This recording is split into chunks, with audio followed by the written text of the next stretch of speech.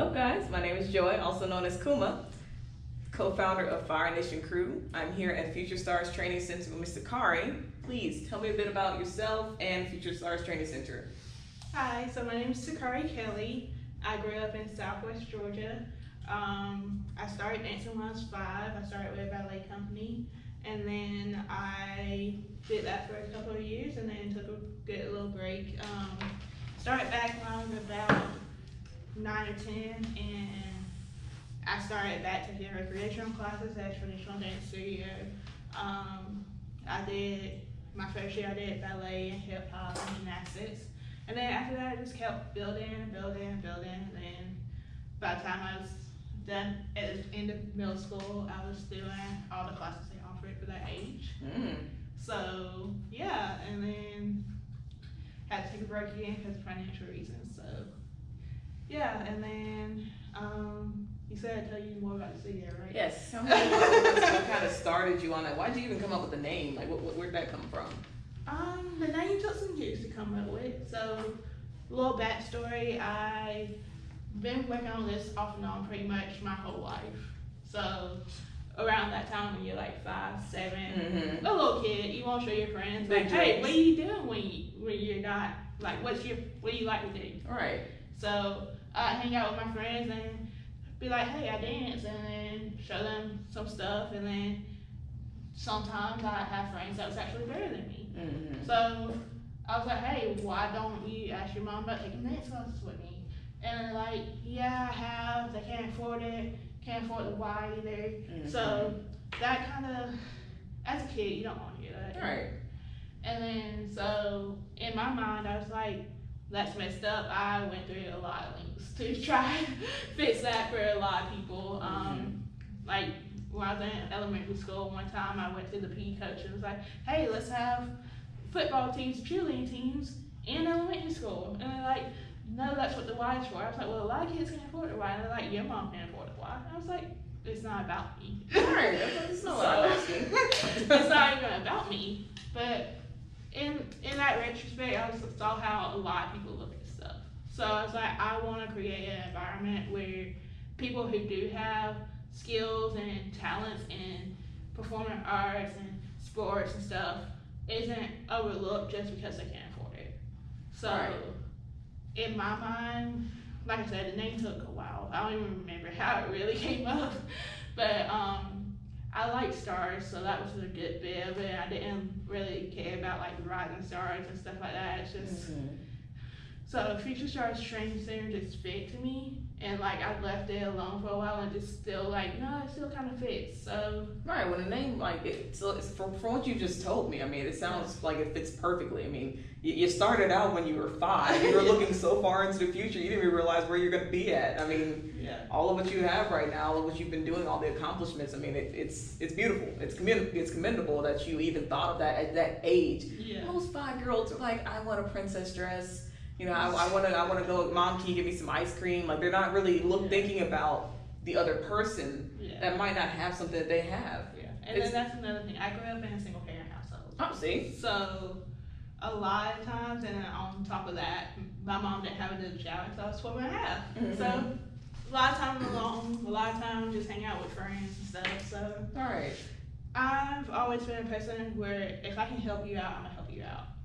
So even like just growing up, just me and my mom for 12 years, if I had something that I wanted to do, I make sure I had all the information for it, and I just say to my mom, like, hey, it's this much, we gotta pay for it.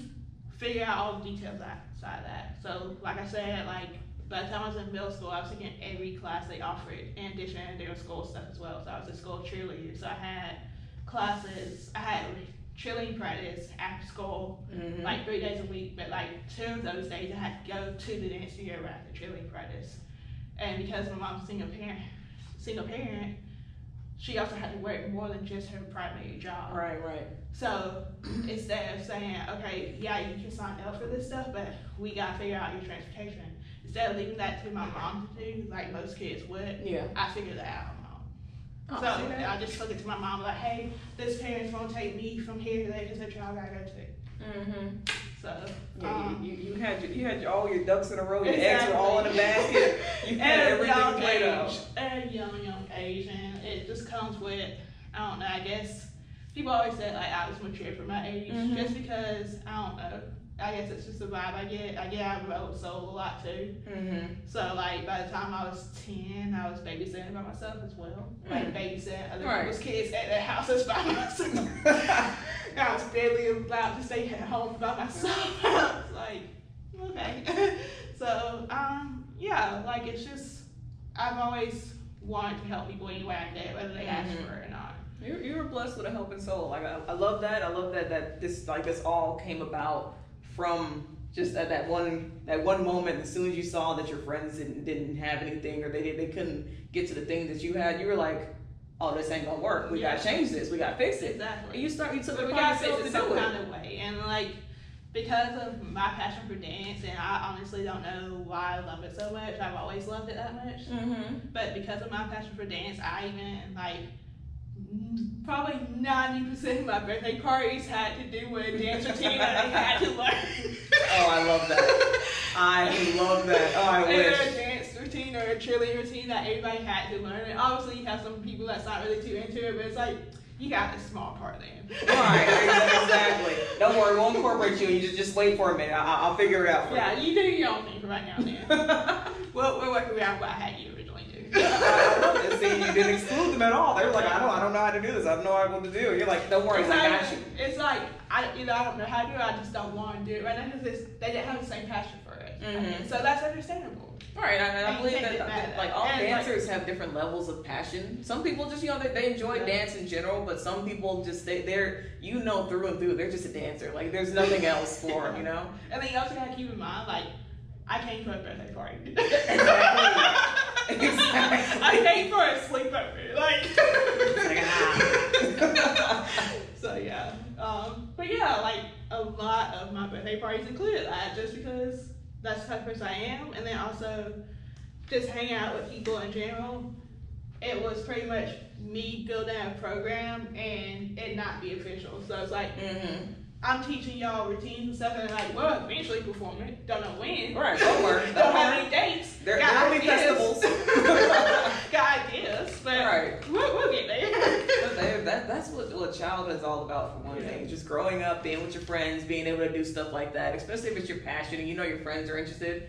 Oh, that's a beautiful thing. I had friends and they were gamers. Like they're all of them are gamers. I personally can't pay attention to a game for more than an hour.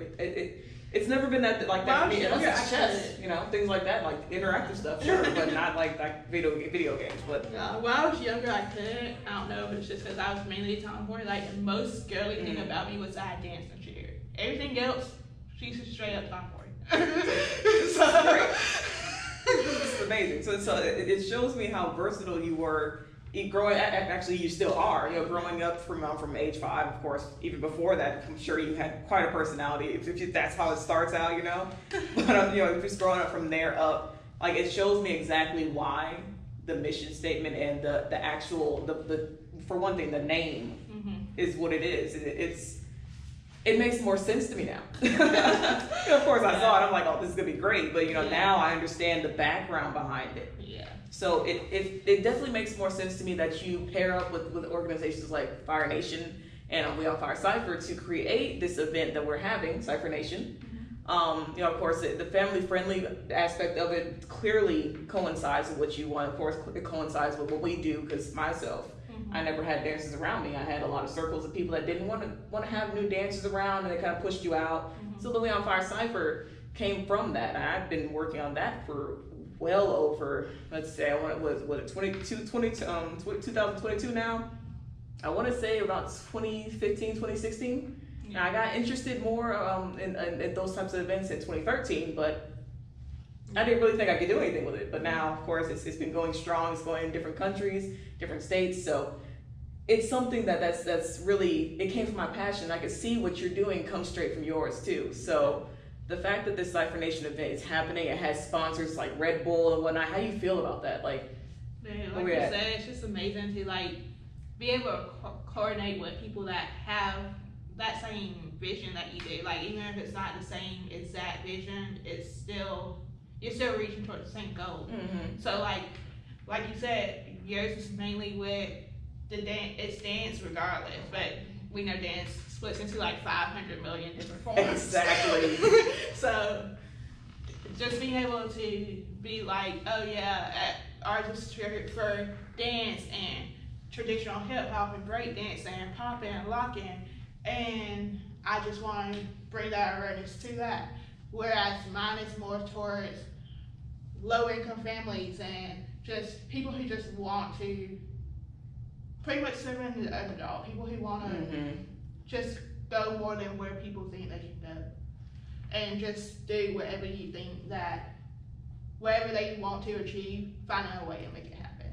So Definitely. It's just being able to connect with people like that and know that no matter what our primary focus is, we can still help each other reach that main goal, because that main goal is the same. Exactly. And like just having like big name people like Red Bull sponsoring, that's incredible, especially for our first main big event. Exactly. The very first, well, we'll say installment of CypherNation. The battle series is going to be for kids. It's well, I will say for kids, but it will have kids battling. The event itself is for everyone, all types of creatives. If you're not a creative person, you enjoy the culture, you enjoy the community, you're invited too. It's not like this is blocked off for just anybody. Like just oh, we just got dancers here, so only dancers can come. We don't do that. You know, that's not what we do. First of all, I started out as a creative in like art, like just drawing, graphic design. I didn't start out as a dancer, so I wouldn't want to just say, okay, well, that's the only aspect of this that happens, you know? So there are all different types of vendors that will be there, such as clothing, food. We may have some vendors from different states coming through as well. So it's more, this event will be for everyone. Now there will be prizes, there will be things that for the kids that they can take back with them to really give them the understanding that this isn't just an event that they just come to and be like, all right, I did that and I'm gone. It's an event that's going to stick with you because it's something that's creating. It's a series for one thing. It's creating more of a culture for these kids. It's giving them the feel of the culture. And that's essentially what we do at FyreNation Crew. We give the traditions, the feels, the actual foundations of the hip hop culture in general. Bringing that to the kids, bringing that to the communities, bringing that to everyone that wants to hear it. And that's one thing that I do like about you guys, because, like I said, like, just different ways that dance splits in different forms. From the time that I was growing up and I started back hip hop splits into different forms as well. So like, it's good that the kids today will be able to know like the background of how hip hop started, the background of how, like, just the actual foundational stuff of how to do certain things, instead of just, oh, I saw this, I'm gonna do it. Whereas that way they can hurt themselves. I like that y'all come in and actually be like, okay, so do you know why this is why it is? And I think that's really important to understand, especially as a dancer, but just as a person in general, but especially as a dancer if you want to make dancing a career like most of the kids that you come across do. Yeah, I mean, it's as simple as like you can't build a house with just some pillars and a roof. Exactly. You gotta have the cement back and under there. You gotta have everything, the full foundation to be able to actually have that house be stable. Because I mean, the wrong storm and that's it. Down goes the house. Yeah. So you know, of course, that's why we build from bottom up, so that way we know that they have the stability to be able to go up and build their house however they want to. You know, that's the biggest thing about that is bringing out that creative side of them while still helping them with their foundation terminology and everything else that comes between that. Yeah, and they get that in addition to the trendy stuff that they like to do now. And that's so important, because if we didn't have stuff like you guys' program, like if we didn't have stuff like the FyreNation, and we didn't have stuff like your foundational classes that y'all teach, then all the foundations, all the history, that would get lost, because it's already almost lost now. We're bringing awareness back to it by the programs and the classes that you guys offer. So I'm really glad to be a part of that and see that grow. Well, thank you so much. So with all that being said, the CypherNation event will be December 10th, held at 2 p.m. to 5 p.m. Would you like to tell us the location of that? Yes. So as I am the owner of Future Stars Training Center. We are currently operating out of Dance Flicks Academy in Swanee, Georgia. The address is 686 Peachtree Industrial Boulevard, Suite 130. And you might want to look for the Kuma building because you won't see it from the road. It is in Swanee, Georgia. Zip code is 324. And yeah. All right. Well, thank you guys for watching. This has been such a pleasure. And we will see you there. I hope to see everybody coming around, enjoying yourselves. Catch you later.